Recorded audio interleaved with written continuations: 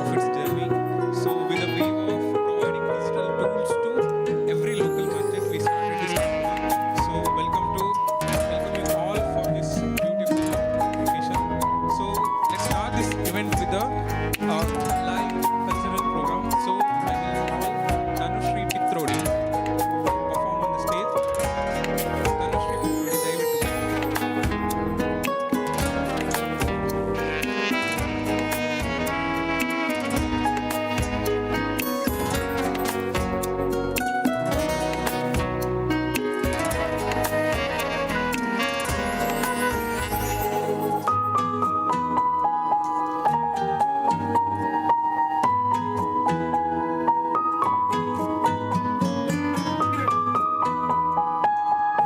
Okay, before that, ನಮ್ಮ journey ಹೇಗಿತ್ತು, how we started and where we reached ಅಂತ we are going to play a AV. So video play ಮಾಡಿ.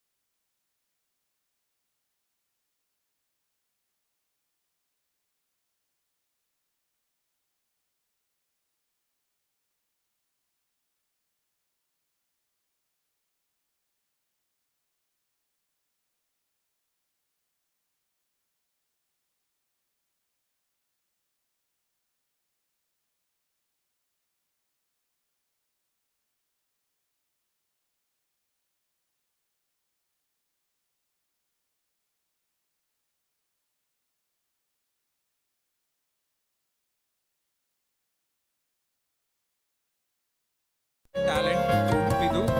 She has achieved a world record in yoga. So Dhanushri Pitrodi ಅವರೀಗ ನಿಮ್ಮ ಎದುರು perform ಮಾಡಲಿಕ್ಕಿದ್ದಾರೆ. Dhanushri Pitrodi on stage please.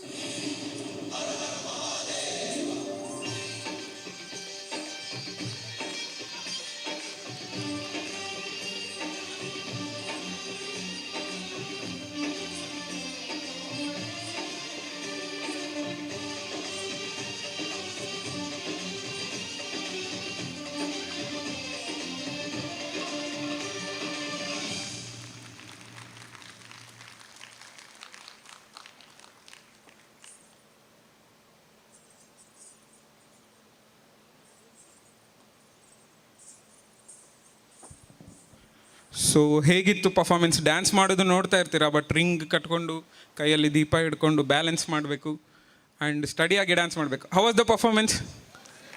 S, ಈಗ sound, ಈಗ ಒಂದು ಕಳೆ ಬಂತು ನೀವು ರೆಸ್ಪಾನ್ಸ್ ಮಾಡಿದ್ದಕ್ಕೆ. ಎಸ್, ಸೊ ಉಡುಪಿ ಈ ಸಮುದಾಯ 1 ವರ್ಷ ಆಯಿತು ಆ್ಯಂಡ್ ಈ ಜರ್ನಿಯಲ್ಲಿ ತುಂಬ ಜನ ನಮ್ಮೊಟ್ಟಿಗೆ ನಿಂತು ಸಪೋರ್ಟ್ ಮಾಡಿದರು. ಅಂಥವರಲ್ಲಿ ಒಬ್ಬರು ರವಿರಾಜ್ HP ಅಂತ, ಉಡುಪಿಯವರೇ. ಅವರೊಂದು ವಿನ್ಜೆಟ್ಟಾ ಅಂತ ಒಂದು ಫಾರ್ಮಸಿ ಇದರಲ್ಲಿ ಬಿಸ್ನೆಸ್ ಮ್ಯಾನೇಜರ್ ಆಗಿದ್ದಾರೆ. ಅದೇ ರೀತಿ ಸಂಸ್ಕೃತಿ ವಿಶ್ವ ಪ್ರತಿಷ್ಠಾನ ಅಂತ ಒಂದು ಕಲ್ಚರಲ್ ಆರ್ಗನೈಸೇಷನ್. ಸೊ ಅವರು ದಯವಿಟ್ಟು ವೇದಿಕೆಗೆ ಬಂದು ಅವರ ಅನುಭವವನ್ನು ಹಂಚ್ಕೋಬೇಕಂತ ಕೇಳ್ಕೊಳ್ತೇನೆ.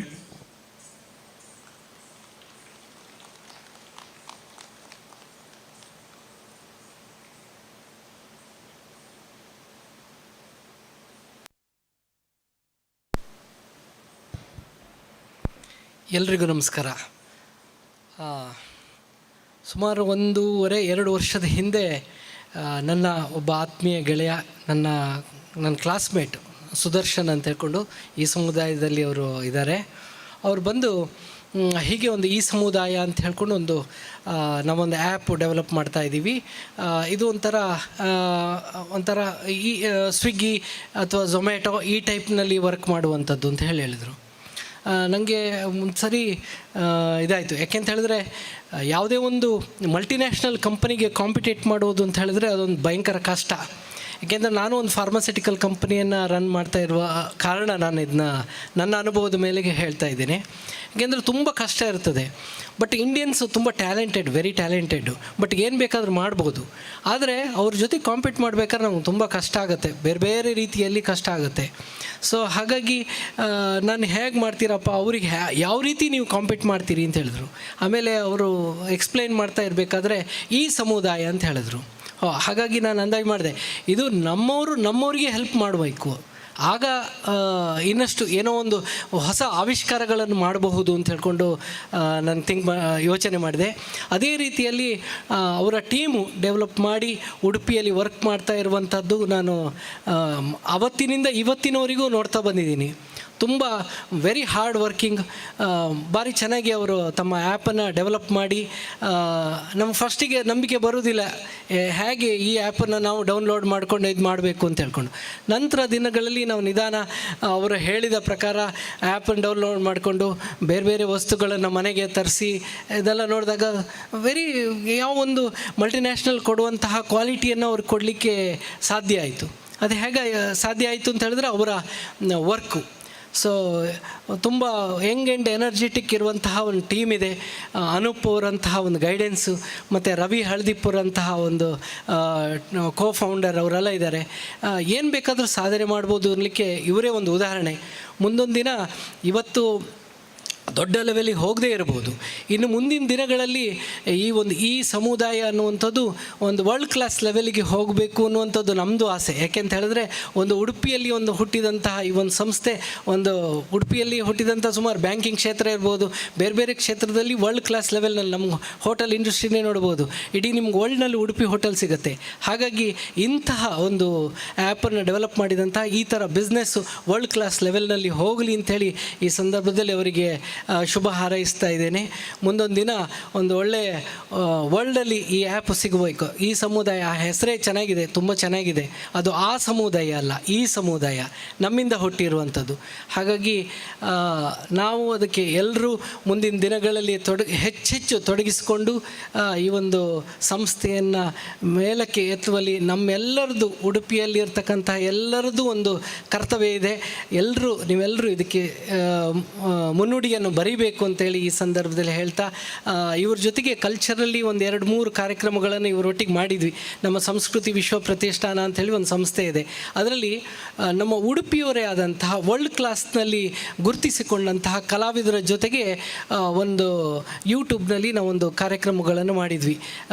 ಈಗ ಏನು ತನುಶ್ರೀ ಪಿತ್ರೋಡಿಯವರು ಡ್ಯಾನ್ಸ್ ಮಾಡಿದರು ಇದೆಲ್ಲ, ಅವರು ಯೋಗದಲ್ಲಿ 5 ವರ್ಲ್ಡ್ ರೆಕಾರ್ಡನ್ನು ಮಾಡಿದ್ದಾರೆ. ಅವರು ಆ ದಿನದ ಪ್ರೋಗ್ರಾಮ್ನಲ್ಲಿ 5 ದಿನದ ಪ್ರೋಗ್ರಾಮ್ನಲ್ಲಿ ಅವರು ಒಂದು ದಿನ ಪರ್ಫಾರ್ಮೆನ್ಸ್ ಕೊಟ್ಟಿದ್ದರು. ಸೊ ಅಂತಹ ಟ್ಯಾಲೆಂಟೆಡ್ ಒಬ್ಬರು ತನುಶ್ರೀ ಪಿತ್ರೋಡಿ. ಹಾಗೆ ಆಶ್ರೋ ಮೋಹನ್, ನಿಮಗೆಲ್ಲರಿಗೂ ಗೊತ್ತಿರ್ಬೋದು, ಅಂತಾರಾಷ್ಟ್ರೀಯ ಮಟ್ಟದ ಛಾಯಾಗ್ರಾಹಕ. ಅವರದ್ದು ಒಂದು ಪ್ರೋಗ್ರಾಮ್ ಇತ್ತು ಆ ದಿನ, 5 ದಿನದಲ್ಲಿ ಅವ್ರದ್ದು ಒಂದಿತ್ತು. ಮತ್ತು ಇನ್ನೊಂದು 2-3 ಜನ ವರ್ಲ್ಡ್ ರೆಕಾರ್ಡ್ ಮಾಡಿದಂತಹ ಗಿನ್ನಿಸ್ ವರ್ಲ್ಡ್ ರೆಕಾರ್ಡ್ ಮಾಡಿದಂತಹ ಪೃಥ್ವೀಶ್ ಅಂತ ಹೇಳ್ಕೊಂಡು, ಮತ್ತು ಮಾನಸಿ ಸುಧೀರ್ ಅಂತ ಹೇಳ್ಕೊಂಡು ನೀವೆಲ್ಲ ಕೇಳಿರ್ಬೋದು. ಯೂಟ್ಯೂಬ್ನಲ್ಲಿ ಕನ್ನಡ ಹಾಡುಗಳ ಮೂಲಕ ಲಾಕ್ಡೌನ್ ಸಂದರ್ಭದಲ್ಲಿ ಬಹಳ ಅದ್ಭುತವಾಗಿ ಹಾಡಿ ಇಡೀ ವರ್ಲ್ಡಲ್ಲಿ ಅವ್ರದ್ದು ಒಂದೊಂದು ಹಾಡುಗಳು ಎಷ್ಟೋ ಲಕ್ಷದಷ್ಟು ವೀಕ್ಷಣೆ ಆಗಿತ್ತು. ಅವರೆಲ್ಲ ನಮ್ಮ ಉಡುಪಿಯವರೇ. ಸೊ ಉಡುಪಿಯ ಅವರು ಅಂತಾರಾಷ್ಟ್ರೀಯ ಮಟ್ಟದಲ್ಲಿ ಗುರುತಿಸಿಕೊಂಡವ್ರದ್ದು ಒಂದು ಪ್ರೋಗ್ರಾಮನ್ನು ಈ ಸಮುದಾಯದ ಮೂಲಕ ನಾವು ಮಾಡಿದ್ವಿ ಅನ್ನುವಂಥ ಒಂದು ಖುಷಿ ನಮ್ಮಲ್ಲಿದೆ. ಮುಂದೊಂದು ದಿನ ಇನ್ನಷ್ಟು ಬೆಳವಣಿಗೆ ಹೊಂದಲಿ ಅಂತ ಹೇಳಿ ಆಶಿಸ್ತಾ ನನ್ನ 2 ಮಾತನ್ನು ಮುಗಿಸ್ತೀನಿ. ಧನ್ಯವಾದಗಳು.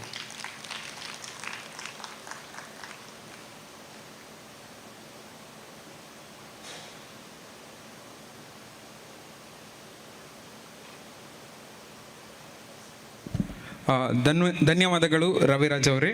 ಸೊ ಅದೇ ರೀತಿ ಈ ಸಮುದಾಯ ಉಡುಪಿ ಅನ್ನುವಾಗ ಇದು ಬೇರೆ ಒಂದು ಪ್ಲ್ಯಾಟ್ಫಾರ್ಮ್ ಥರ ಅಲ್ಲ, ಇಟ್ಸ್ ಕಾಮರ್ಸ್, ಲೋಕಲ್ ಕಾಮರ್ಸ್ ಅಂತ ಹೇಳೋದನ್ನು ಕೇಳಿದ್ದೇವೆ.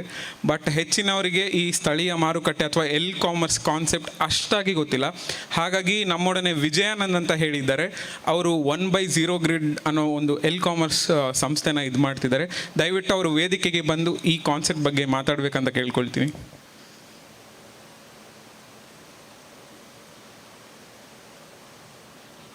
ನಮಸ್ಕಾರ ಎಲ್ಲರಿಗೂ. How is the Josh?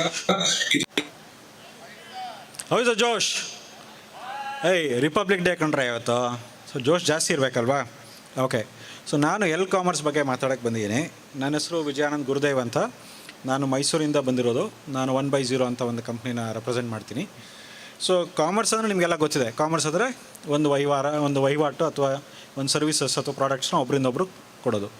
Commerce ಅಂದರೆ ಅದೇ ಪ್ರಾಡಕ್ಟು, ಅದೇ ಸರ್ವಿಸಸ್ಸು ಲೋಕಲಲ್ಲೇ ಮಾಡುವಂಥದ್ದು, ಅದು ಲೋಕಲ್ ಕಾಮರ್ಸ್ ಅಂತ ಹೇಳ್ತೀವಿ. ಯಾಕಿದು ಇಂಪಾರ್ಟೆಂಟ್ ಅಂದರೆ ಸರ್ಕಾರಕ್ಕೆ ಯಾವುದೇ ಕಾಮರ್ಸ್ ಆದರೂ ಸರ್ಕಾರಕ್ಕೆ ಒಂದಷ್ಟು ಟ್ಯಾಕ್ಸ್ ತೊಗೋಬೋದು.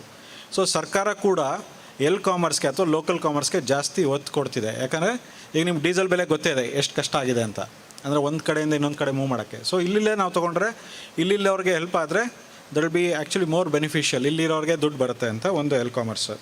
ಸೊ ಈಗ ನಾವು ಡಿಮಾನಿಟೈಸೇಷನ್ ನೋಡಿದ್ದೀವಿ. ಡಿಮಾನಿಟೈಸೇಷನ್ ಆದಾಗ ಏನು ಮಾಡಿದ್ವಿ ನಾವು ಎಲ್ಲರೂ, ನಮ್ಮಲ್ಲೇ ಇದ್ದಂಥ 500 ರೂಪಾಯಿ ನೋಟ್ ಇರ್ಬೋದು, 1000 ರೂಪಾಯಿ ನೋಟ್ ಇರ್ಬೋದು, ನಮ್ಮಲ್ಲೇ ಇದು ಮಾಡ್ಕೊಂಡು ನಾವು ಬ್ಯಾಂಕಿಗೆ ತೊಗೊಂಡೋಗಿ ಕೊಟ್ವಿ. ಸೊ ನಮ್ಮಲ್ಲೇ ಅದನ್ನು we try to help around.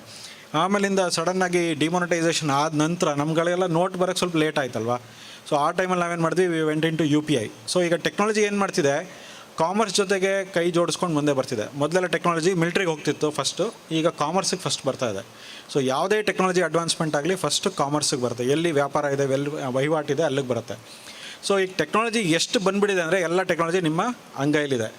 So ಕಾಮರ್ಸ್ನ ಅಥವಾ ಲೋಕಲ್ ಕಾಮರ್ಸ್ನ ನಿಮ್ಮ ಅಂಗೈಲಿ ಇಟ್ಕೊಂಡೇ ಮಾಡೋ ಅಂಥ ಕೆಲಸ ಇದು. ಎಲ್ಲಿ ಮಾಡೋದು? ಈಗ ನಾನು ಬೇರೆ ಕಡೆ ಹೋದರೆ ಅದು ಫುಡ್ ಡೆಲಿವರಿಗೆ ಒಂದು ಕಡೆ ಹೋಗಬೇಕು, ಪ್ಲಂಬರ್ ಹುಡ್ಕಕ್ಕೆ ಒಂದು ಕಡೆ ಹೋಗಬೇಕು, ಎಲೆಕ್ಟ್ರಿಷಿಯನ್ ಹುಡ್ಕಕ್ಕೆ ಒಂದು ಕಡೆ ಹೋಗಬೇಕು. ಬಟ್ ನಮ್ಮೂರಲ್ಲೇ ನಾವು ಯಾರೆಲ್ಲ ಇದ್ದಾರೆ ಅಂತ ಹೇಳಿ ಒಂದೇ ಕಡೆ ಇನ್ಫಾರ್ಮೇಷನ್ ಸಿಗೋ ಅಂಥ ಕೆಲಸ ಲೋಕಲ್ ಕಾಮರ್ಸ್ ಮಾಡುತ್ತೆ. ಈ ಲೋಕಲ್ ಕಾಮರ್ಸ್ ಯಾರು ವಹಿಸ್ಕೋತಾರೆ, ಇದನ್ನು ಯಾವುದೋ ಒಂದು ಕಂಪ್ನಿ ಅಥವಾ ಒಂದು ಸಮುದಾಯ ಅಥವಾ ಒಂದು ಜನಾಂಗದವರು ಇದನ್ನು ಇಟ್ಕೊಳ್ಳಲ್ಲ. ಇದು ಇಲ್ಲಿ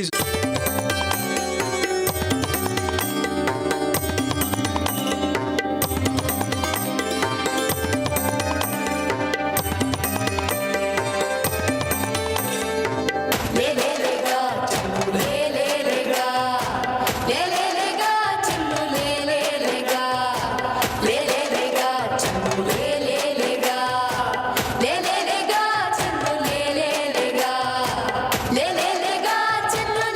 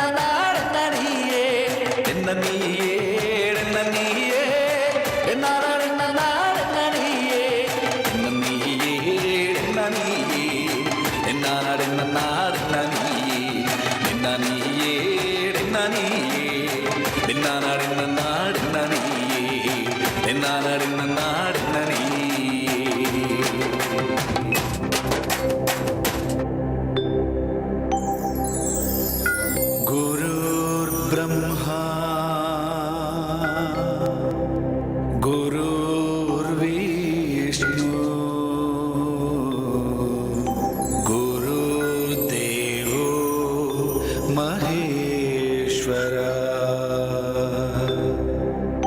गुरु साक्षात् परब्रह्मा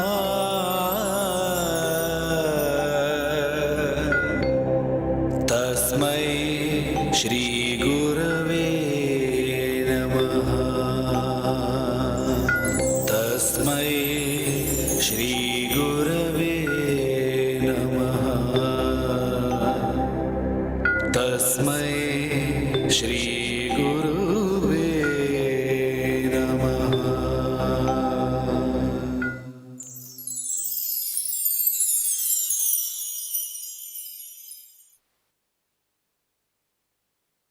ಸೊ ಈ ಪರ್ಫಾರ್ಮೆನ್ಸ್ ನೋಡಿದ ಮೇಲೆ ಅನಿಸಿರುತ್ತೆ ಏನಕ್ಕೋಸ್ಕರ ಅವರಿಗೆ 6 golden world record and Guinness record ಸಿಕ್ಕಿದೆ ಅಂತ. ಒಂದು ಜೋರಾದ ಚಪ್ಪಾಳೆ ಬರಲಿ. ಧನ್ಯವಾದಗಳು ತನುಶ್ರೀ. ಸೊ ದೀಪಿಕಾ ಅವರು ದಯವಿಟ್ಟು ವೇದಿಕೆಗೆ ಬರಬೇಕು and she should give a small moment to Tanushree.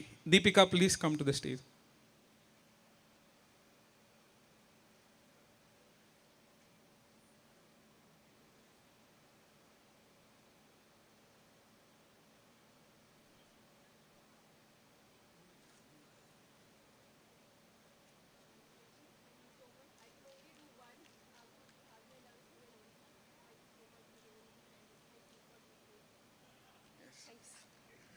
Thank you Tanushri. ತನುಶ್ರೀದು ವಿಶೇಷ ಏನಂದರೆ ಅವಳಿನ್ನು 8ನೇ ಕ್ಲಾಸ್ ಓದ್ತಾ ಇರೋ ಸಣ್ಣ ಹುಡುಗಿ, 13 ವರ್ಷ ಅಷ್ಟೇ. ಆ ಒಂದು ಏಜಿಗೆ ಇಷ್ಟು ಪರಿಣಿತಿಯನ್ನು ಹೊಂದಿದ್ದಾರೆ. ಎಲ್ಲರೂ ಇನ್ನೊಮ್ಮೆ ಜೋರಾದ ಚಪ್ಪಾಳೆಯೊಂದಿಗೆ ಅವರಿಗೆ ಧನ್ಯವಾದ ಕೋರಬೇಕಾಗಿ. ಸೊ ಈಗ ಒಂದು ಸ್ಪೆಷಲ್ ಏವಿದೆ, ಈ ಹೊತ್ತಿನ ಒಂದು ಮುಖ್ಯ ಘಟ್ಟಕ್ಕೆ ಬಂದಿದ್ದೇವೆ. ದಯವಿಟ್ಟು ಅದನ್ನು ಪ್ಲೇ ಮಾಡಿ ಅಂತ ಕೇಳ್ಕೊಳ್ತೀನಿ.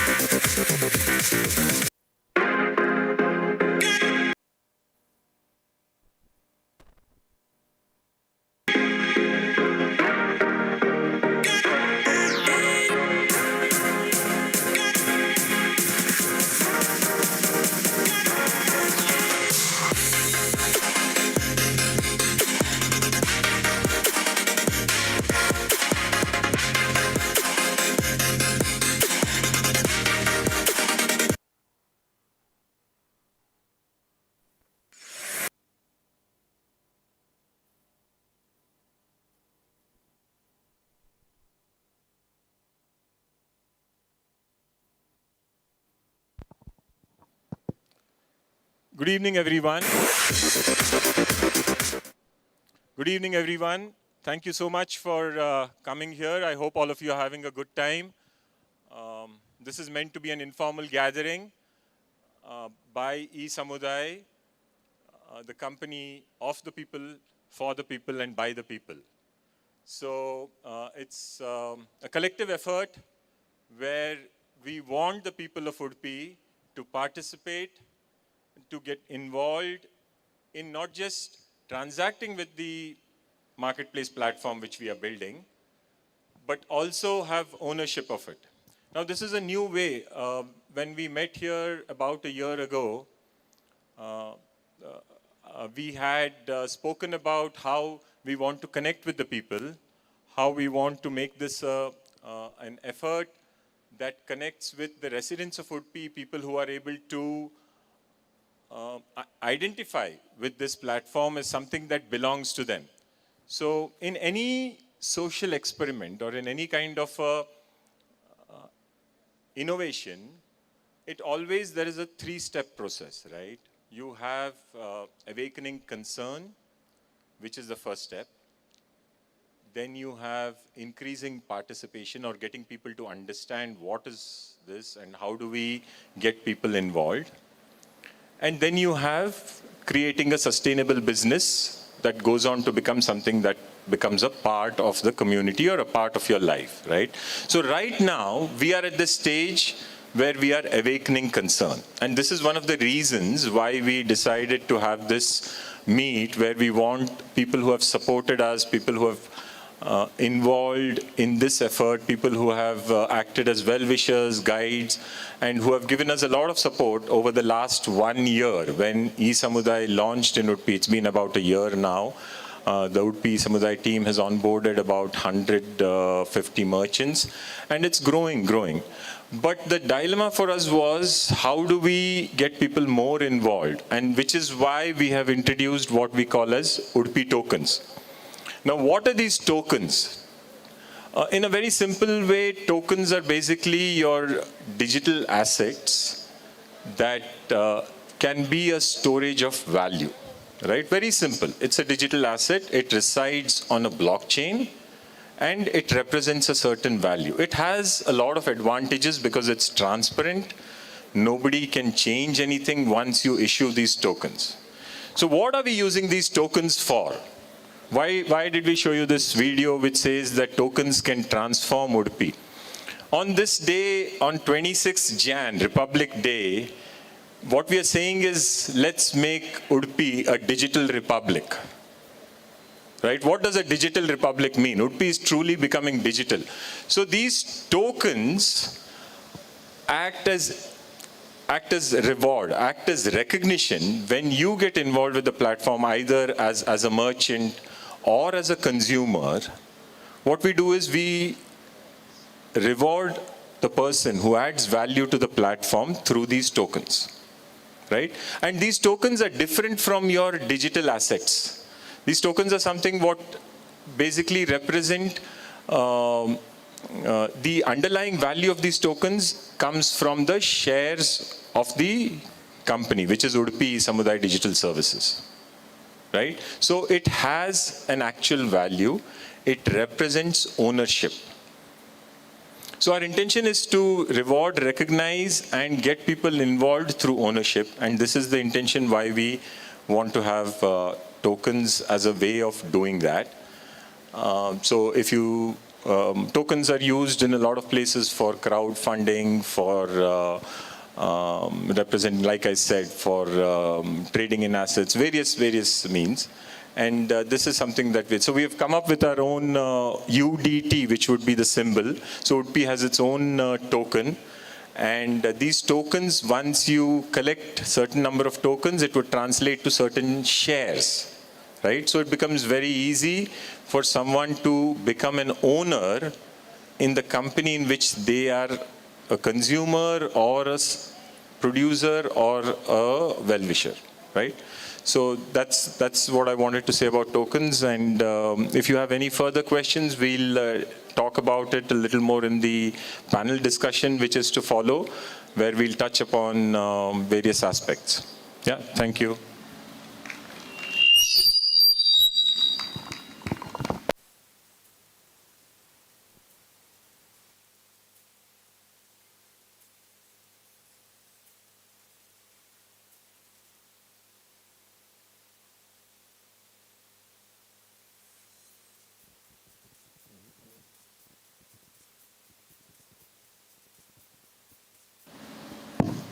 Yeah.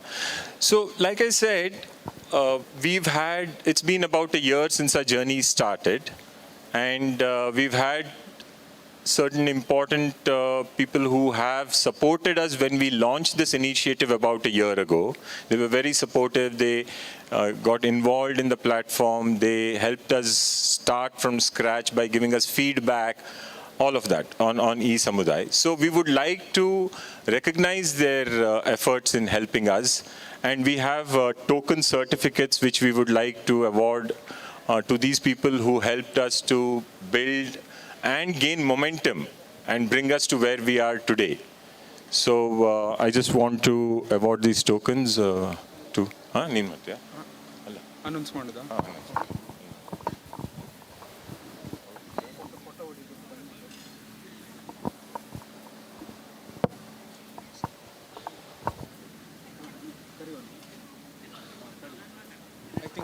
I think sir, you announce ಇದರಲ್ಲಿ ಉಂಟು ಲೈನಲ್ಲಿ ಉಂಟು. Okay.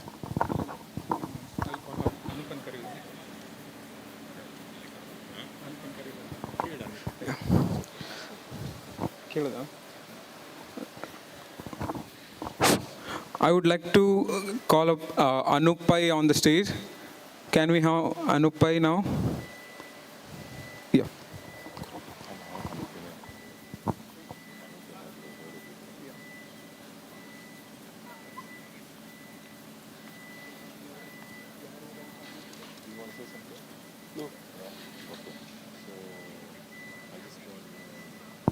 So one of the early restaurants which came on our platform was Dollops.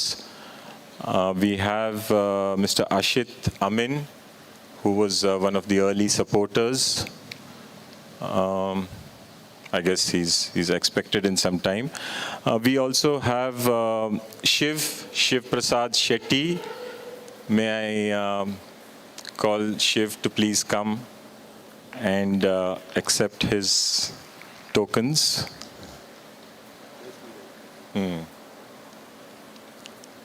Just open it and so these tokens represent ownership.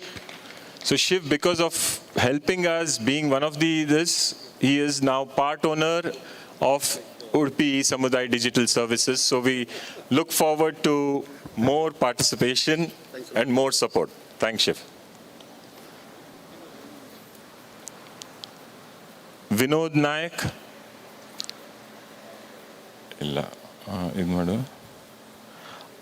One of the, he spoke a few words earlier.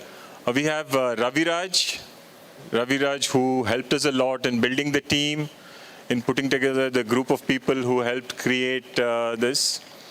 So now Raviraj is also part of the Samudaay family. He is a co-owner of Udupi eSamudaay Digital Services because of these tokens. Thank you for your support and help, Ravi.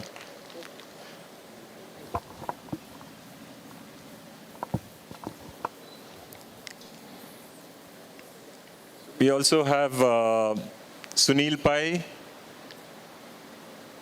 Oh, okay. Nataraj Prabhu ಬರ್ಲಿಲ್ಲ ಹೇಳಬೇಕಾ? Nataraj Prabhu.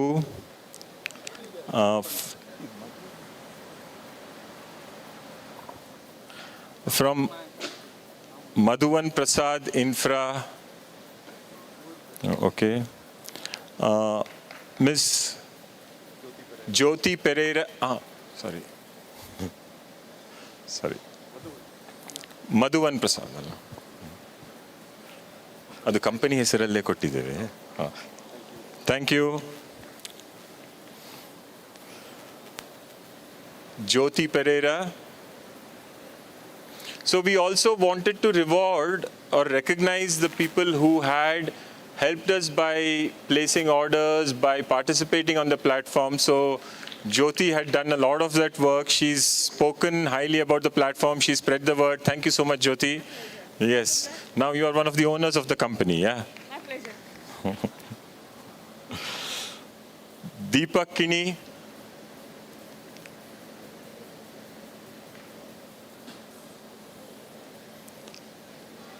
So this is something new we've started, right? And we have these people whom I'm naming out here are people who have really gone out and supported us. Thank you, Deepak Kini. We really appreciate your support.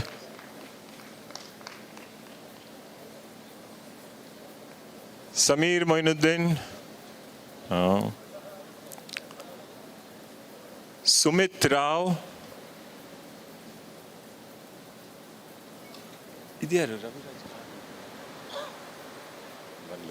Okay, so that's the list of people, and we will continue doing this on an ongoing basis so that as we go forward.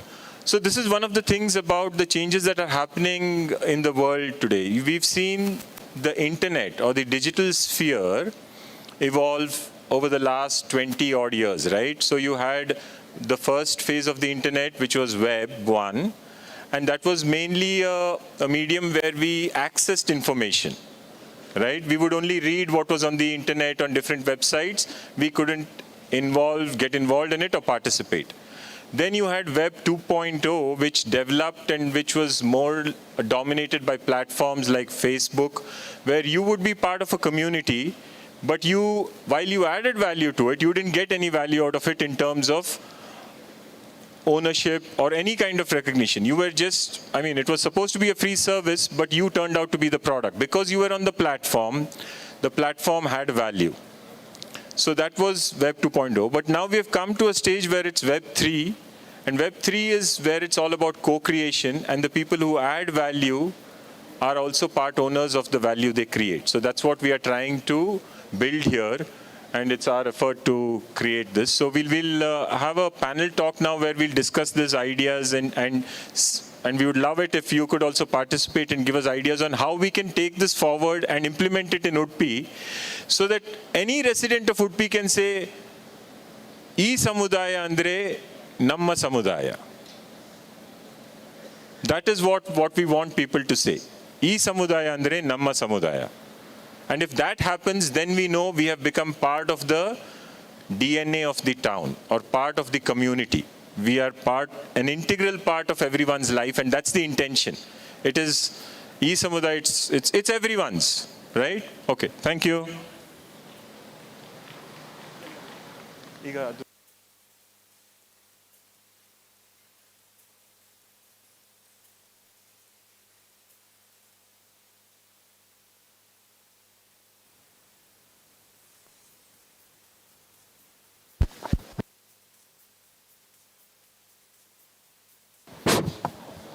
So ಒಂದು ಹೊಸ concept, ಸ್ಥಳೀಯವಾಗಿ ಒಂದು tokens ಅಥವಾ ನಾವು crypto ಅಂತ ಏನು ಹೇಳ್ತೀವಿ, ಉಡುಪಿ ಮಟ್ಟದಲ್ಲಿ ಒಂದು ಇವತ್ತು ಪರಿಚಯಿಸಿದ್ದಾರೆ. ಸೊ ಒಂದು ಜೋರಾದ ಚಪ್ಪಾಳೆ ಬರಲಿ. ಸೊ ಈಗ ಇದೇ ವಿಷಯವಾಗಿ ಒಂದು ಇಂಟ್ರೆಸ್ಟಿಂಗ್ ಪ್ಯಾನಲ್ ಟಾಕ್ ಇದೆ. ಸೊ ಅದರಲ್ಲಿ ನೀವು ಪಾಲ್ಗೊಳ್ಬೇಕಂತ. So panel discussion on DAOs, tokens, commerce and NFTs ಇದರ ಬಗ್ಗೆ ಇದೆ. So I would like to call Dr. Harish Joshi as a moderator, Professor Manipal Institute of Management. Sir, please come on the dais. And on the panel, our beloved Anupai and Ravi Haldipur. And via Zoom, we have Jackie Roche and Fernando. So I will hand out the mic to Mr. Joshi.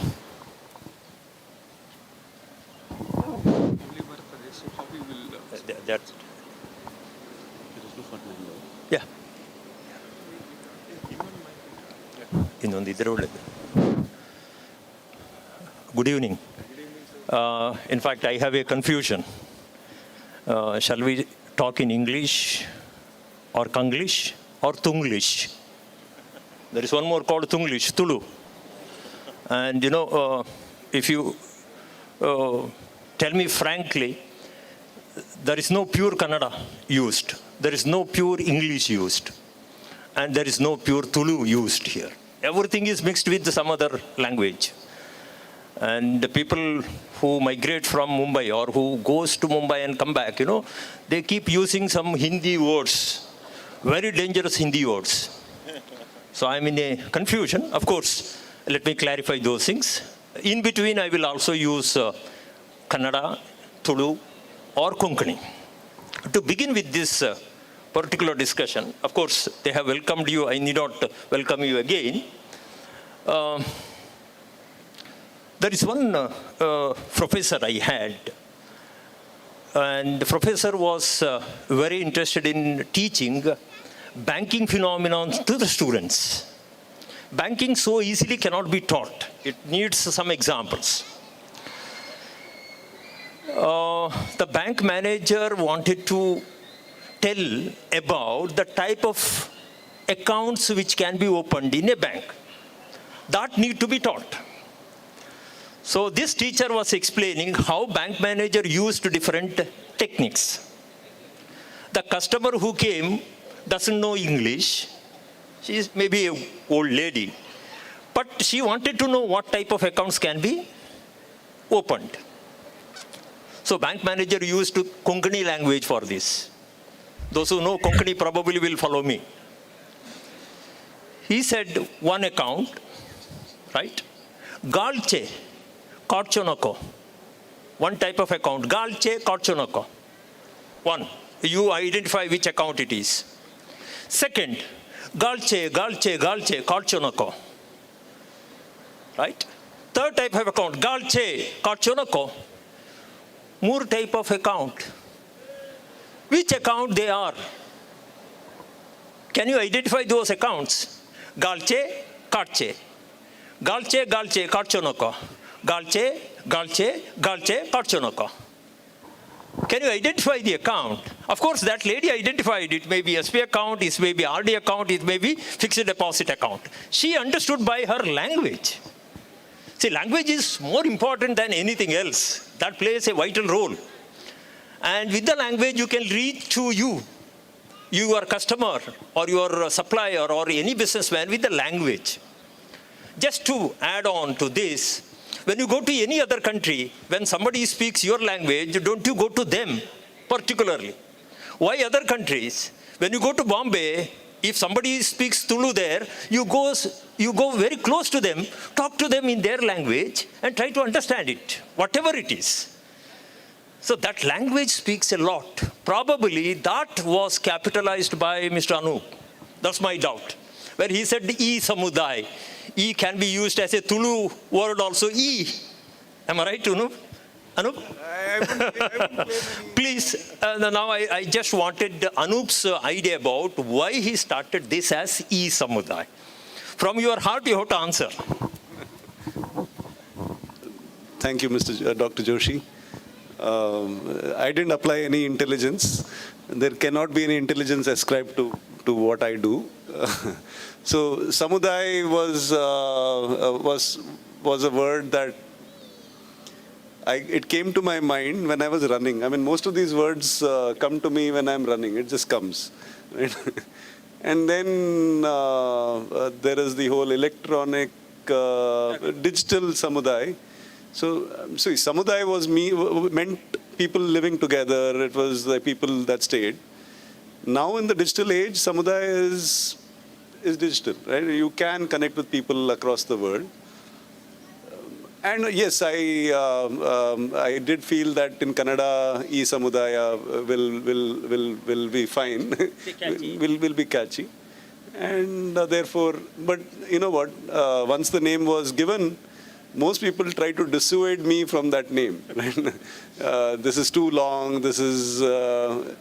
But eSamudaay is not meant to be a brand that is on par with Amazon or Facebook or stuff like that. End consumers know. eSamudaay is only an entrepreneur brand. Only people who are working on the technology on the platform know the brand. Otherwise, we will have other brands, hopefully, that will be working on top of eSamudaay. Yeah, the word E is very catchy. And Samudaay, of course, everybody can understand. It may be, again, Konglish. It is not pure English. Samudaay word catches. And of course, when we add E, it may be e-commerce, it can be something of that sort, where electronic being added. That's a way. Now, I was looking at one particular word called womenpreneurs. I don't know who coined it. Of course, it's a wonderful word because when we say entrepreneurs, it may be male or female. For female, we may call them as women entrepreneurs. Instead of adding that, they said womenpreneurs. Maybe a good way to look at. Okay. Sir, I'll come to Ravi because Ravi is a very interesting person for me. I will give you one example, and we need to analyze that example. As you are into e-commerce platform, I just wanted to elaborate it. A customer came to a lodge. Of course, people may not be knowing this. Last time also I used this example where e-commerce can be elevated to that level. A customer came to a lodge. Of course, it's not a lodge, it's a spa, where he wanted to know what type of rooms are available. So manager said, see, nothing goes free of cost. You need to pay me some advance, even to see the rooms. So he charged advance. Yeah. That advance settled so many debts. Yeah.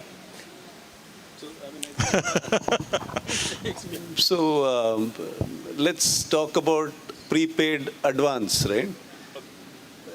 Essentially, it is either cash or a service or or some value creation without expecting immediate return, right? I mean, yes, I do agree. The UDT is exactly like that. UDT is exactly like that. It is about creating that value. So right now what it is, some value has been created by this private limited company called Udupi Anniversary Digital Services. That value, instead of retaining among some few people that started it, this few people are saying, let's give it out initially, right? As that value starts accumulating and as that starts circulating, I mean, there are two things. Circulation, the velocity of circulation, that there can be, I mean, you have to increase the velocity of the circulation. As that velocity increases, that means that what you said, that whole debt cancellation and the movement of money starts, clearing, doing more of this magic that you're talking about. It's the same 500 rupees doing magic, right? Exactly. Money is a magic system. It is. Otherwise, there is no value. Yeah. Yeah. No. So e-commerce is exactly. So you huh? Ready there? Yes. Okay, we'll take another call. Actually, she's Jackie Roche. She's from New York. She's into this type of activities, especially she's a business consultant. And more than everything, she is very good in cryptocurrencies and NFTs, if I'm right. So let's talk to her. Okay. Hello, we are all here in Udupi. Can you hear us? Yes, I can. Thank you. I feel so honored to be a part of this and on this big screen here. It's a little funny, but hello, everyone. Things are going on. Of course, Anup and Ravi are here with me. I am Joshi. Of course, initially people have asked what is a Josh. So there was no such Josh, but Joshi is in front of you. Can you just tell me what was your experience in, say, movement of something called crypto? Sure. So back in 2016, I was getting my MBA in global supply chain management, and I actually learned of blockchain technology through that. So when I think of tokens, I don't necessarily always tie them to finance. I don't always think of them as a cryptocurrency. Of course, Bitcoin is something everyone talks about, but as you guys are touching on with Web3, there are so many new applications of how we're going to move data logistically. And, I understand we won't get too technical in this stuff because you guys are more focusing on like how does this actually interact in an ecosystem. But I think it's just such a wonderful time to reconsider how we've done business, how we interact locally, globally, through trade. So congratulations to you guys. Happy 1 year Obviously, what you guys are doing is just such a impactful initiative, and I'm absolutely wishing you the best of luck. Okay. What about the equity part? Do you have any idea about equity part of currencies, especially in case of token? Yeah, so that's what's just so amazing about what you guys are doing with like a social token, incentivizing good behavior and things like that. Really, as Ravi mentioned in the beginning, this Web3 moment, we're getting the opportunity to more directly connect with each other.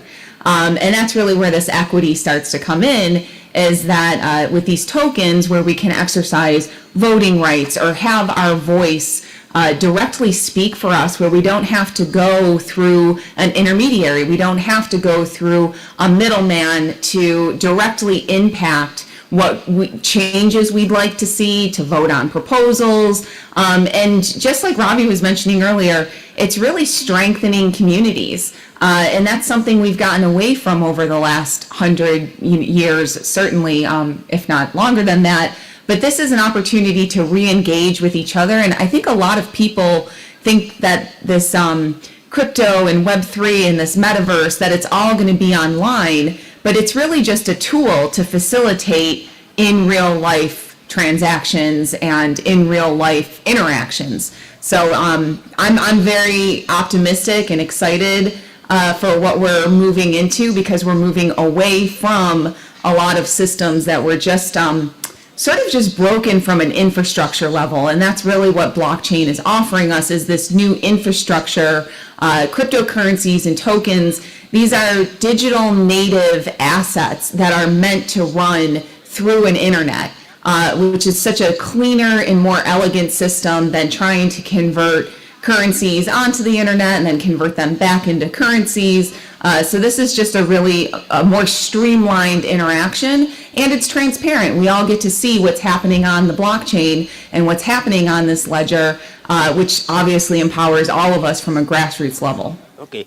In fact, the blockchain concepts are a bit complicated for ordinary people. Of course, those who know exactly the value chain, they understand the blockchain too. What could be the easy way to understand blockchain from your side? So the easiest way I put it, what we're used to right now, what Ravi was talking about with Web 2, with these platform economies, he said it best. We were giving all of our data to central service points. If you worked at Facebook, Facebook had to have an entire department that dealt with cybersecurity and data logistics and managing the data and moving the data.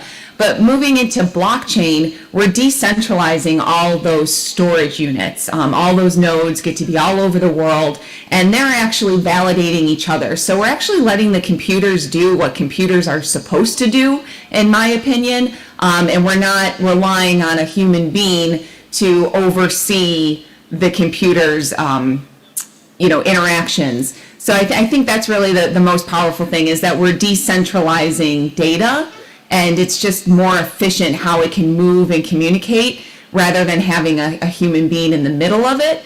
But it's also why I think it's so important that we do learn about blockchain, because when we can learn about the actual infrastructure of this new internet, it becomes a lot easier to adopt it and understand and trust it. A lot of people, there's still some trust issues with letting computers do all of this. But the more you learn about it, the more you understand that this really is just a more elegant system. Okay, well, maybe one more question. What about the banking sector, especially in Indian context? Because they go by a certain system which is not prevailing in advanced countries like US. So what's your opinion on banking structure and the way how they have invested for their infrastructure as of today? Honestly, I can't speak too much to specifically the Indian banking structure. I honestly just don't know too well. But at least on the American side, we're trying, banks have a lot of power, and banks have a lot of ability to manipulate markets and do certain things from like a top-down perspective. And in a lot of ways, financial institutions can make decisions for the individuals inside of those systems that perhaps the individuals wouldn't have made themselves. So really what a DAO and governance tokens and the type of token that you guys have using, it actually gives that power Fernando is back to waiting. people. Quintana is waiting. Sorry? Oh, I'm sorry. I didn't know if there was a. No. Yeah, go ahead. In fact, I was worried about the banking system in India because I think Anup has worked quite extensively in building banking platforms in India, and maybe Anup has a point of view to share. So, like Jackie mentioned, the banks have a lot of power, right? I mean, the merry-go-round of money that you were talking about was broadly run by the banking system, continues to be run by the banking system. Here in India, we have a three-layered banking system. Like mostly in the US also, it's got a three-layered banking system. We've got like the large, too big to fail banks. We've got the regional banks, and then we've got the cooperative segment, the cooperative banks, and the credit unions, societies that operate, right? My personal interest, I mean, so I've worked with the large banks, and I've worked with the medium-sized banks, and I've worked with the central banks. They do very well at regulating fiat currencies. Those are currencies issued by sovereign nations with standing armies and spy agencies and all of that. So those institutions are needed to manage the fiat currency flow of money and the entire money system that has been built so far. In my opinion, the Web3 world currently suits the bottom rung of the banking sector really well, because that was the cooperative banks, the community banks in the US, the credit unions, and so on. They do not have the technology wherewithal to fight the large banks, and they've given up their fight long ago. For them, Web3 and blockchain takes them back to the roots of how they managed banking, the core banking institutions. And so they then get a digital book and potentially can offer a service, because even in the Web3 world, while we might say a lot of things about trustless stuff on the blockchain, there is always a need for some levels of institutionalizing that trust. So institutionalizing that trust is important in spite of having the technology like blockchain. There could be, the resurgence of community banking, and I'm rooting for it. I feel community banking has to come back, and that's where I think Web3 could be headed. Yeah. In fact, lots of talk about DAOs, decentralized autonomous organization. I think it's a old wine in a new bottle. That's how I understand it. Of course, it is the must. If you look at the cooperative societies and such similar organizations, they have done excellent initially, but in the later stages have come down due to what you call as trust factor. Right? So DAOs and the T factor or the trust factor need to be collated. Somewhere it has to be converged into. Otherwise, DAO has some sorts of difficulties in progressing. So who can take up the question on DAO? Is that... I'll take it then maybe. I think all of us can give an opinion. Okay, okay. Jackie, okay, Anup, go ahead. So yeah.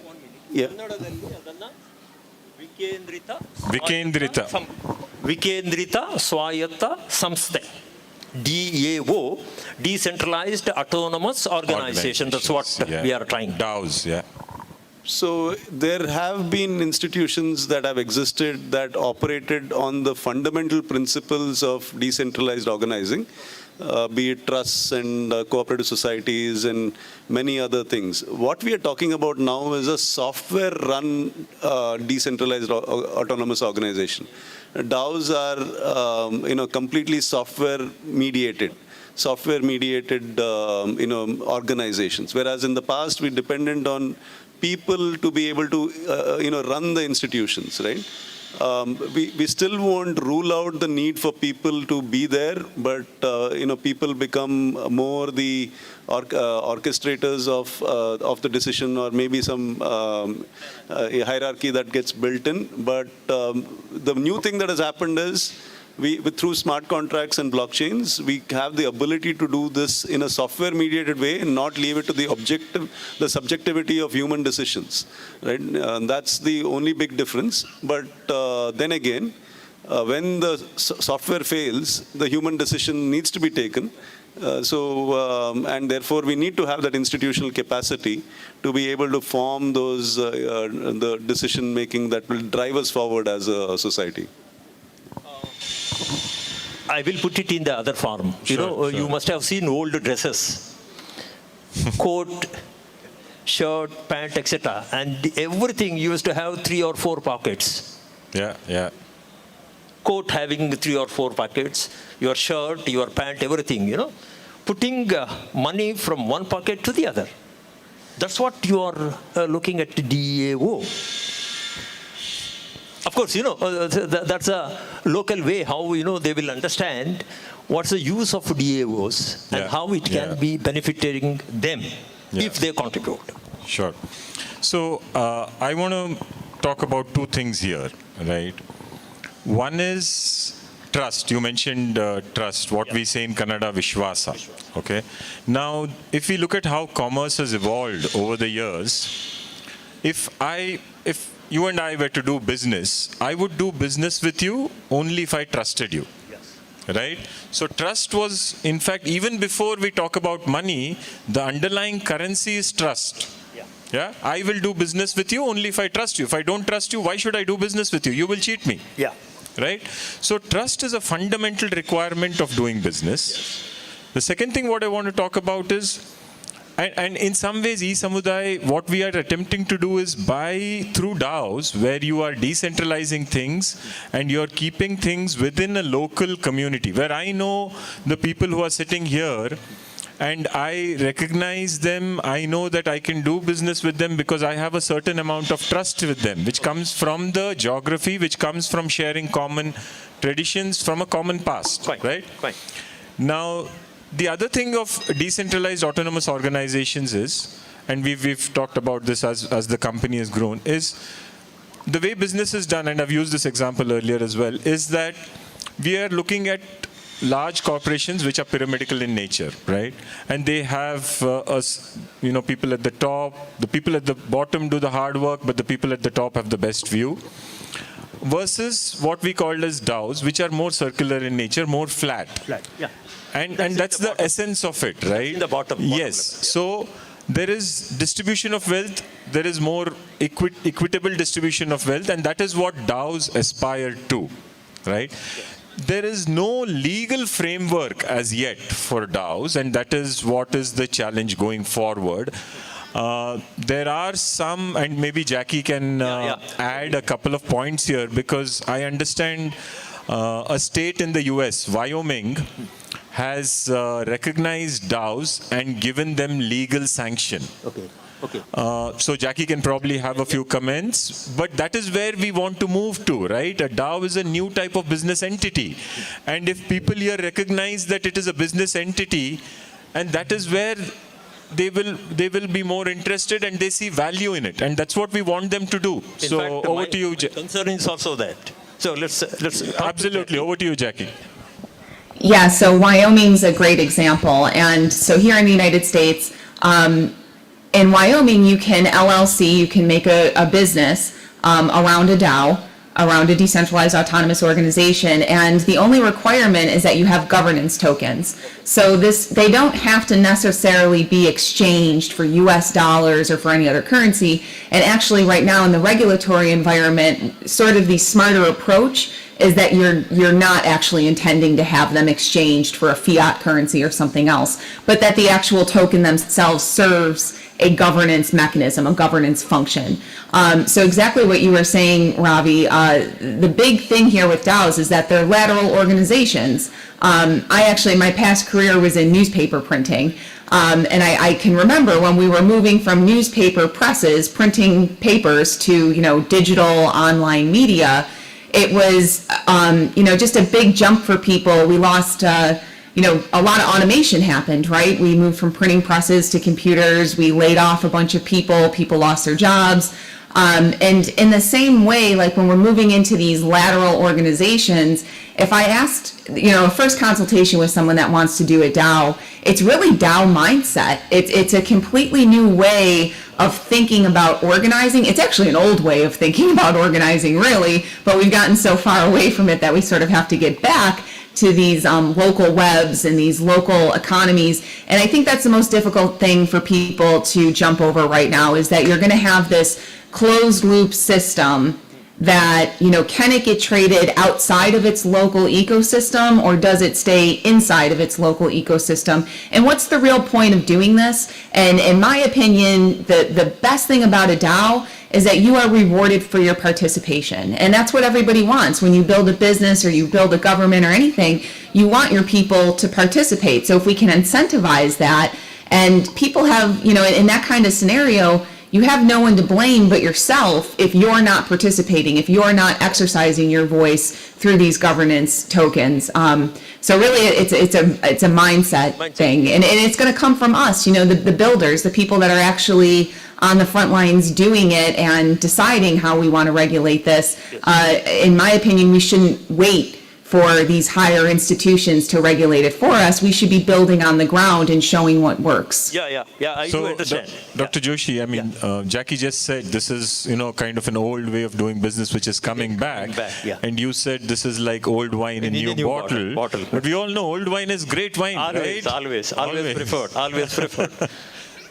In fact, she pointed out 3 aspects. Number 1 is mindset, change of mindset. Number 2 is incentives, sharing or equity, which we talked about earlier.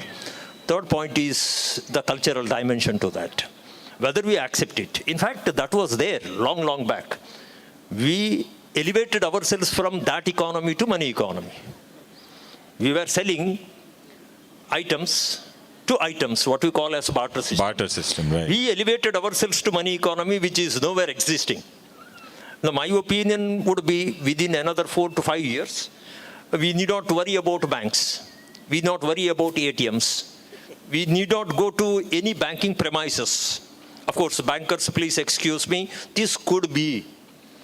Most of the banks, even though after merger, they are in that dilemma. What to do with the staff? What to do with the so much of infrastructure created? Probably everything will go down to that level. And that's the way how you have to pitch. So when you pitch into Davos, and of course with the e-commerce platform to that, what should be your USP? To pitch into local. Of course, I'm representing my people here in Udupi. And with the Udupi tradition, with the Udupi culture, and with the type of community we have, how you can pitch into that? We as e-commerce model, with the Davos in our mind, who should pitch it? So first and foremost, let me say, how would I pitch it? What am I first, right? In the decentralized internet world, I am somewhat something called an instigator, right? So you instigate a cultural shift, a societal shift, or a thinking change, right? So you are instigating decentralization because you are taking something that is centralized and you're instigating change by doing actions, by creating awareness about things and so on, increasing participation, right? So if I have to pitch, I don't. Right? So if I have to pitch, it is all about saying that decentralization is here, right? I mean, this is the first time in humankind, first time in human history that we have the ability as individual humans, right, to be able to create our own destinies. First time, right? Because the technology flow, the digital flow has been such. Internet is a great leveler, right? I mean, we have all, I mean, yeah, there are barriers and all that. But for the first time in human civilization, decentralization is going to benefit everybody, right? And it's not going to descend into chaos because we have the institutions, right? We have years and years of that. So decentralization is here. The only way decentralization works if people organize themselves into DAOs, right? You can't, I mean, instigator can only get people to say, this is important, this is something that can be done and so on. But getting people organized, it has to be internal, right? But then decentralization has to work that way. It can't work when I come pitch some ideas and... my question, the other way around. Probably Ravi will answer it. See, for happening or to do anything, there should be something called impulse or something called stimuli. With the stimuli, we will react. That reaction becomes the behavior. That's a psychological aspect. So being into this field, and how you got that stimuli to go for L-commerce model, wherein Davos being in back of your mind. Yeah. So since decentralization is going to be such a big thing, so the digital economy is going to be at least $100 trillion in the next 10 years, or overall. It's going to be more than that, right? Out of which half will be at least the distributed, decentralized digital world, right? I mean, the other half could be the corporate internet and the corporate Web 2 world, because they're too big to fail, right? So let's keep them there. $50 trillion of value, and here I'm sitting as somebody that is able to be part of it and maybe be part of creating billions of dollars of value, right? So there is this thing happening. I mean, decentralization is happening. We have to move, right? The only way we can create value for ourselves and the communities is by moving quickly. And 2022 is, that is the stimuli, right? It is all about saying, this is a societal trend. I mean, this is how we can take advantage of it and, move towards taking value out of it. I want to add. See, fundamentally, we are talking about a local economy, right? You said decentralization. What is the stimulus? So let's look at the economy of Udupi. Now, Anup spoke earlier about the velocity. So we are looking at application of money and the velocity of money. So in a circular economy, within a certain local ecosystem, if the funds are applied properly and if you are able to increase the velocity of money, what are you doing?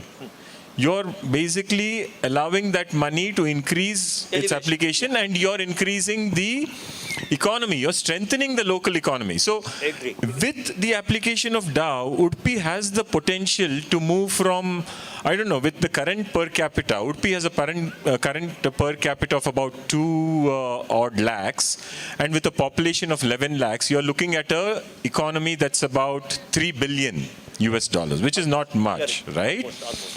If we get this experiment right, we could potentially multiply Udupi's economy in a fairly short period of time.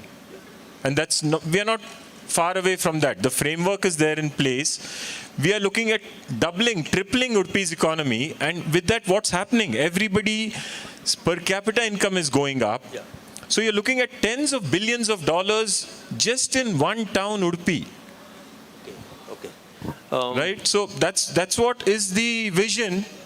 How do we get there? And we're taking steps towards that. I don't know, Jackie, if you want to add something in your pitch for DAOs. With the local. I think, go ahead, Jackie.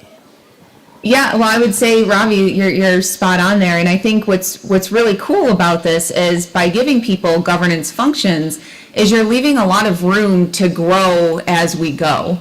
In our traditional sense of business, we have to have this sort of set plan, and we're going to meet all these metrics, and we're going to get to this end goal. But like you were touching on earlier, it was one of you, I'm sorry which one, but the community makes this up. The participants make this up. So the more they participate, things will grow in ways that maybe we don't know yet or exactly can't project yet. But by giving that voice to the people on the ground there, it's a more flexible way of life. Like when we go back to that mindset shift, we actually can just make decisions along the way instead of being locked into something that maybe doesn't even feel right in the beginning, and then we just keep going along with it, and now there's more rules and regulation. But by keeping people continuously involved in the voting procedure, and then like you said, Ravi, even going even further, this is technology that democratizes a lot of power that's been centralized over time. And for someone like me, I get to learn about all different cultures, all different people, how they organize, what's important to them. And overall, I'm very optimistic for humanity that as we have all these DAOs that are going to come out of this technology, that we're all going to interact in more respectful and meaningful ways. and especially moving into a peer-to-peer trade environment. Yeah, in fact, I have one more doubt. See, we are all into micro families now, rather than a joint family system. We moved from joint family to micro family. And the type of family relationship and binding is totally different. Of course, it's called cultural taboo. Not social taboo, cultural taboo. It has gone to culture rather than social. It has elevated to that level. So it worked there because their cultural and the way how they look at the life itself is different than in our place like Udupi. So how you can convince, or do you have any strategy for that? I'm looking for those strategies, if at all. Yeah, to promote the business ideas. Of course, there is business. Without business, there is nothing. I'm very, very sure. But to convince people, we need to look at their ideas and pitch into their ideas into our basket. Or the other way around. I don't know how you put this strategy. Strategically, it has to go. I can give one example if you want. Supposing if I happen to meet a fellow of my community, I start talking to him in my language. That's the way how I try to familiarize with myself. So that familiarity should come to our eSamudaay as well as L-commerce, so that we'll be able to go to them. We can reach them. So to reach, what could be your strategy? That's what I am trying to highlight. So I'm going to talk only about eSamuday's strategy, right? First thing that binds us all together is the place that we live in, right? So whether we are, whatever we are, yeah. So geography is a binding factor. So we first chose to go down and create circles, or what is now called a distributed digital economy. Distributed digital economy is a model that can run in a geographical area and then create a platform for DAOs to be nurtured, right? So it becomes a DAO incubation factory, right? So that is what Udupi Anniversary is, essentially an L-commerce company, which is actually a DAO incubation center, right? So it itself is inside an incubation center that is building new businesses using technology. We are incubating DAOs. And DAOs can be of any nature. I mean, it can be a solopreneur that is running a fish delivery business in one part of Udupi, which is like 3 square kilometers, and let's say 500 families, to somebody doing home services for the whole of Udupi, right? Because that DAO is big, and that DAO owner or owners are ambitious, right? So it becomes a collection of DAOs. So we've taken geography to begin with. Second part, then it comes to language. So this is now something that we're moving into. Kannada as a language. So right now the internet is mostly English dominated, right? So how can we have Kannada internets, Hindi internets, where when you enter that net, or that, not a platform, but an internet, a network of networks, the mother tongue in that internet is Kannada, right? I mean, that becomes one language is a great connector, right? So that's our second level. After that, we are saying anybody can create their own circles. For example, our alumni group was considering creating a DAO, right? So we have a common bond, which we went to the same college. So yeah, anything is possible, right? Shall we take the call, or somebody? Now, just one more quick question for you.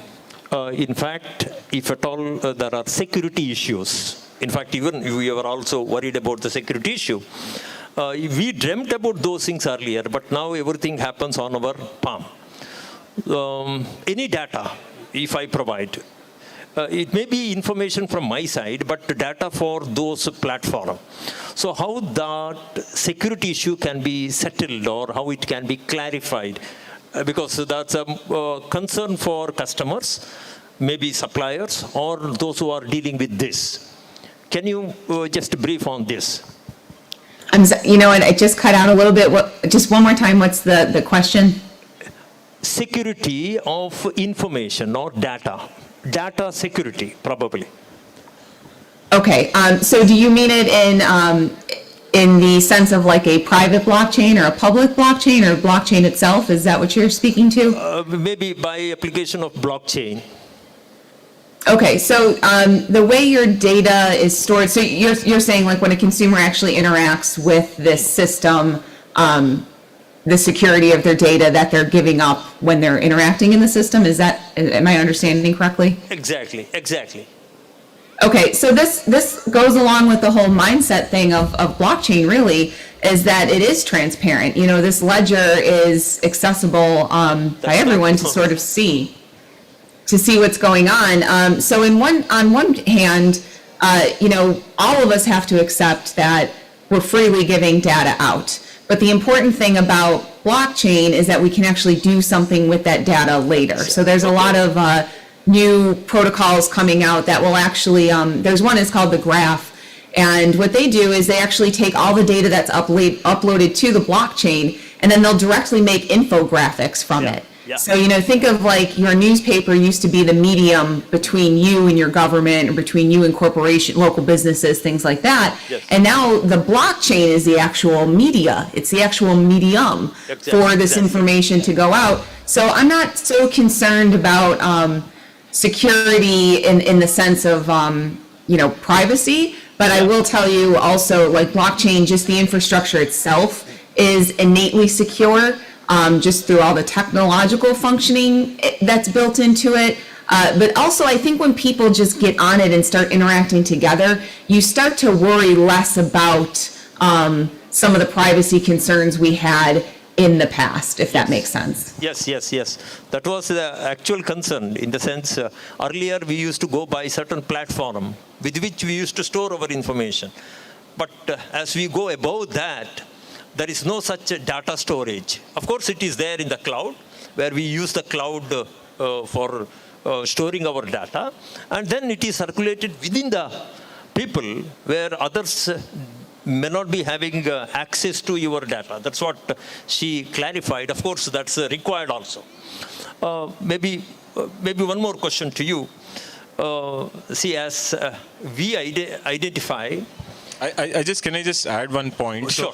With regards to the data part of it, right, there is one more aspect of in terms of the ownership and the utilization of the data that is collected because of interactions on a platform, right? So one of the things we want to do using the tokens is, and like Jackie mentioned earlier and Anup had also touched upon, was through governance tokens, right? You allow the people to decide how they want to use the data, what kind of utilization, how much of it can be monetized, where does it go to, whom does it which is not happening right now, right? Yeah. Now our data is taken from us and we don't even know that the data is being stolen from us. Yeah. So those are some of the things that also can be addressed through a DAO. Okay, what could be the value addition for the data from your side? Supposing as a member, or maybe as a supplier, or maybe with some intention to do business, I might join a firm, or I might be within the blockchain, probably. I'm just giving a hypothetical situation. And of course, I will put on some information there, which is very valuable. How you value those things? Do you have any system of valuation? Of course, that has to be taken care of. Supposing it's called knowledge. Somebody has a knowledge and he would like to share it. I was referring one video, probably in my discussion also, I discussed it. People must be knowing that there is one YouTuber called Butt and Butt. You must have seen it. Yes. So much of information, and of course many have become wonderful cook by looking at Butt and Butt. Thanks to him. And I can use his word, I can use his name because he was my relative. Point is, by looking at that, many have understood that this is how the way to cook. It's a knowledge. And when such information being passed on, it has to have some value. So how that value creation happens? Do you have anything in your mind related to value creation? So with anything in the blockchain world or anything in the internet world, the value increases while there is participation and there is, transactions because of the participation, right? Distribution, yeah. So the network, finally the value is in the network, right? So the thing is, in the past, the only thing we have to leave, our thing is, in the past, the value was retained by the corporations and the value was extracted by non-participating investors. Non-participating investors, that was the highest value extraction, right? In this case, value is created through the network. The value is staying within the network. And that is the whole concept of the DAO and the network economy. Yes, yeah. It is the valuation of the corporate. I think we can,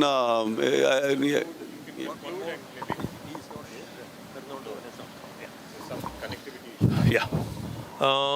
Any questions from audience? We can take some questions if at all. Yeah, please.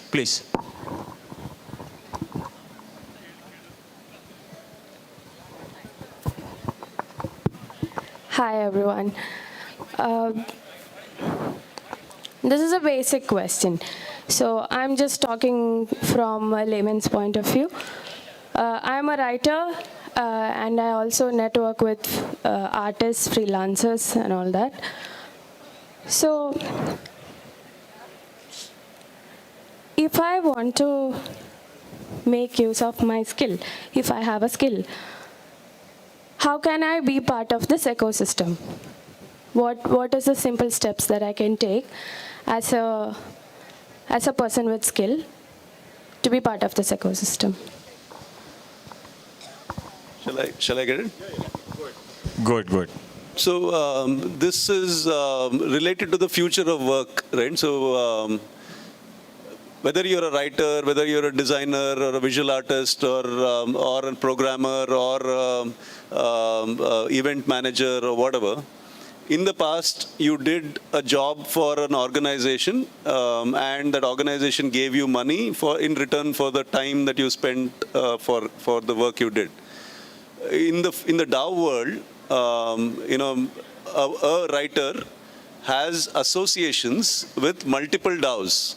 So you are, writing a script for DAO 1, you are doing a slogan writing for DAO 2, you're doing social media writing for DAO 3, you're doing event management for DAO 4, all of that.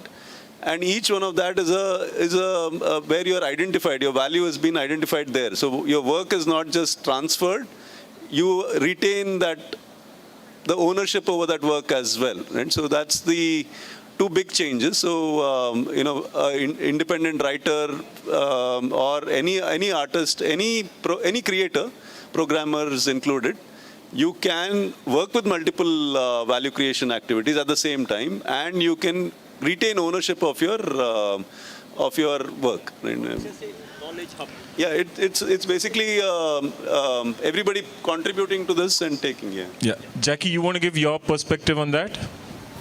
Sure. I think this is great that you're a writer, because I often think of this so again, I'll go back to this newspaper example. You think of a publisher, they would traditionally have to hire all the journalists. The journalists would have to be a part of their organization, and that's when they would use their work.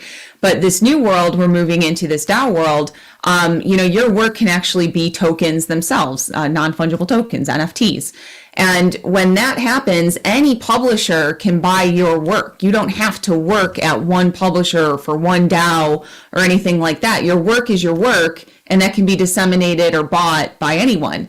And then, furthermore, with the technology to be able to build royalties into your token, you just have a lot more say over the material you produce than you've ever had before, I guess is the easiest way to put it. Yeah. I think it's about the network, how you could create a network and how you could connect to other networks is essentially what will add value. There is a multiplier effect. So when you tap into the power of multiple networks is how you can sort of create more and more value. Yeah. Yes. With the secured, your information will not be leaked to outsider. The ownership will be in your hand, and of course, based on your network, you can translate that And in fact, you can also use certain other technologies which can elevate your present knowledge into some other. That's also possible. That's what some of the technology is all about, where they started it. And Davos being a different platform where you can have that security. You need not worry about somebody copying it or somebody hijacking your idea, because it's with you. As long as you have the ownership, probably you will have the value, and you can get the value to any extent. That's what. I think there was one more question. One more question, yeah. Yeah.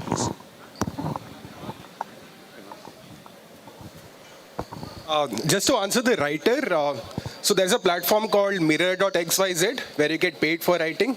And there are a lot of DAOs. I work in Gitcoin DAO where you can join as a contributor for copywriting. So copywriting is in huge demand in all DAOs. So my question to Anup and Ravi. So first of all, most technologies are introduced in developed countries and then in tier 1 cities. So it's great that you're bringing it to Udupi. It's really mind-blowing that you're bringing it to Udupi. Like, great job. So my question is, with commercial activities, by increasing commercial activities, a lot of these activities need not necessarily be good for the community. You can have a lot of businesses actually harm the environment, the animals around us. So you talked about responsible businesses in the morning. I would like to know more. How are you going to incentivize responsible businesses through this platform? Yeah, so in the past, somebody would have said that every business needs to have a corporate social responsibility and spend money on it. I would say that businesses that are socially, ecologically, and conscious get a premium from the consumer these days. So Patagonia is an example of such a brand, right? So I think if you are able to build a brand that is seen and acting to be a socially conscious and an ecologically conscious brand, you will get a price premium from your consumers. So that's the real incentive, really. And shall I add on one more? If at all you are interested, see, you must have seen Dharwad Pedas. You know what is their business model. Whatever they produce in a day, they sell it. Even if they have extra demand, they will not produce. You must have seen this. This is one way of catching the customers and keeping that. That's an example where you can always follow as a businessman. And most of the businessmen, of course, with their own ethics, they follow it. Probably eSamudaay is also with that. Culture, artists, and of course the business, where, or if they feel that there is conflict of interest, then they resolve then and there only.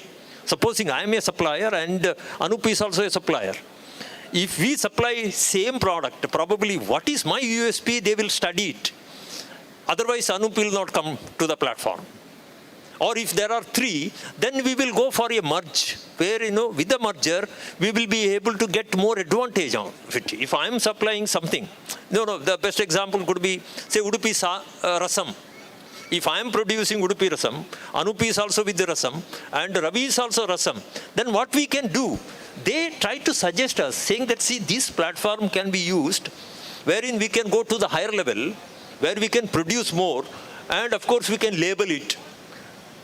Sky is the limit for our journey then. Yeah. That's the way how it is working, if I'm right. Yeah, but obviously Jackie won't be with Rasam.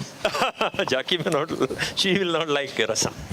No, but on a lighter note. So, I'm sorry I didn't get your name. Harsha. Good question. So Harsha, we are on a journey, right? We've taken the first step. You said people generally take this kind of innovative technology first to the cities, or it happens. So we've brought it to Udupi. The reason being, Anup and I both, have strong connections. We know the people here. We are hoping that this will start a revolution here. Now, in any endeavor like this, like I spoke earlier, there's awakening concern, there's getting participation, and then there is creating that on towards the path of sustainability, right? So one example we can see is in organic foods, right? Initially, it took a lot of effort for people to understand that organic is good. If you grow organic in the right way, it's not just good for you when you consume it, it's good for the planet because you're growing it in the right way. So we are probably on that path. So we will get there. We're trying to set the framework. Obviously Rome wasn't built in a day, and we are not trying to cover everything here. But if we set certain rules, set certain ways, and that's what we're doing. So this is the tokens of having people who are involved, and they say, look, I am a part of this, so I want to make sure this is done right. Right? I own this company, so I want to be sure that it is run well and it benefits everybody. So that's the long-term goal, and that's the long-term picture. So we are hoping we'll get there, and it's one step at a time, right? They say the journey of 1,000 miles begins with one step. There is one more question. Shall we take a quick question from him? He's raising his hand. Sure. You want to add anything to that, Jackie?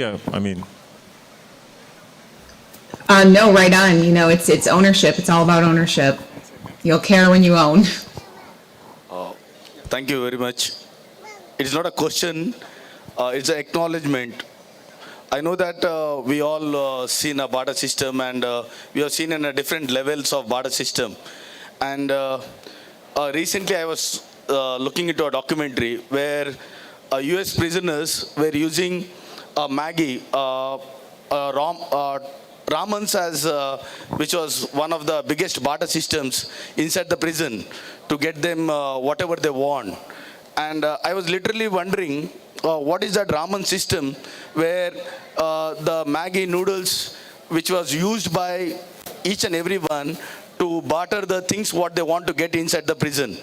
And I was very curious, and I was, I'm an entrepreneur, I'm Prince from my Roadrunner. So I was wanting this to happen in my local things.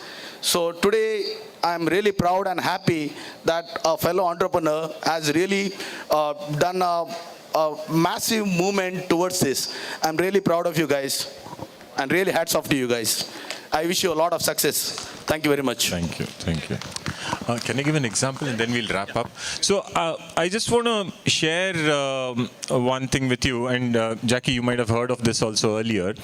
So for people, I know it takes time to absorb and understand this, but I just want to give one example. There was this DAO in the US called Constitution DAO, and it was created with the purpose of buying an original copy of the US Constitution.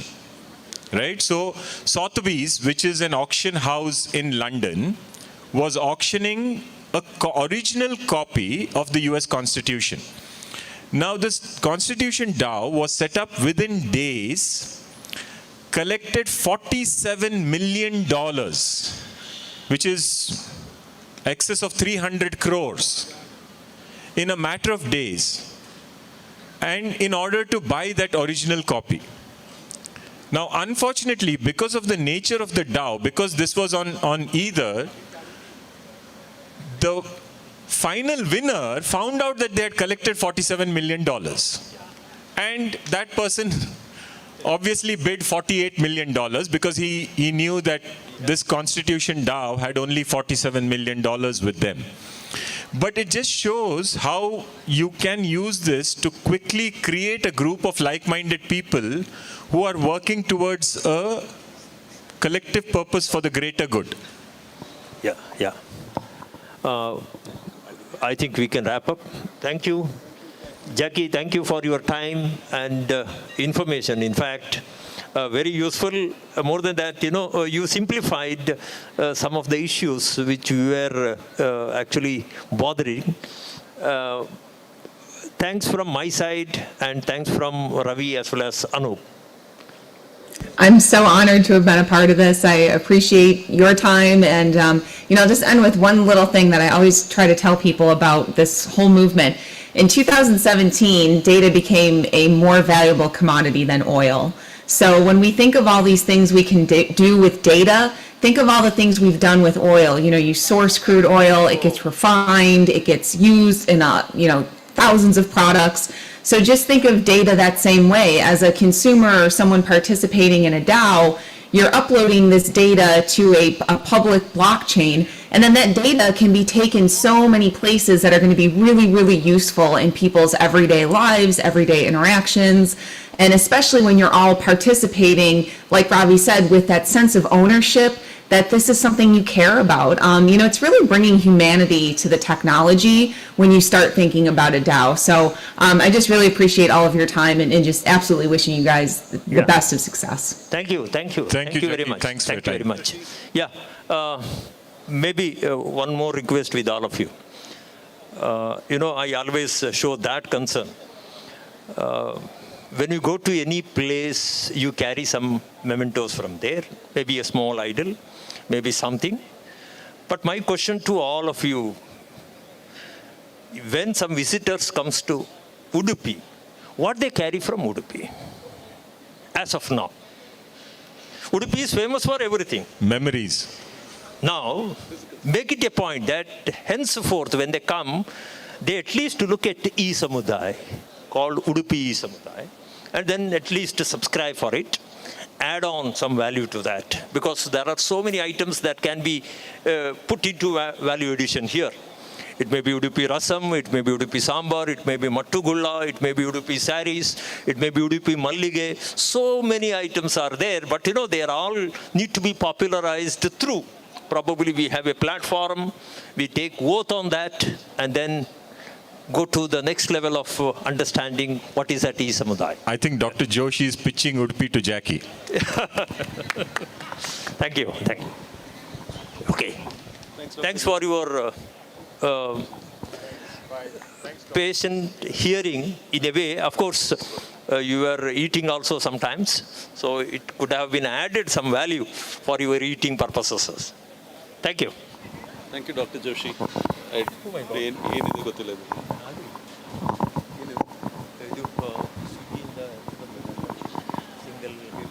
Jamun.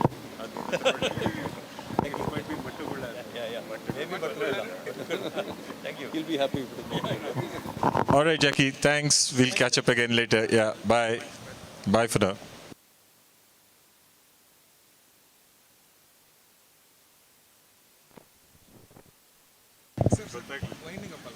Yeah. So,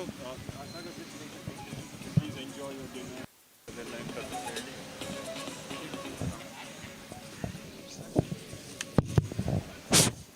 so ಸಂಜೆಯಿಂದ ಇಷ್ಟೊತ್ತು ನಮ್ಮ ಜೊತೆಗೆ you guys have involved and enjoyed from the beginning with the performance and the launch of Udupi tokens. So hope you guys are enjoying. I think the panelists who gathered here, the Jackie, Ravi and Harish Joshi and our beloved Anup. So it went well. Hope you guys enjoyed it. And let's have a dinner and drinks. Have a good night and have a memorable night today. So thank you one and all. Thank you.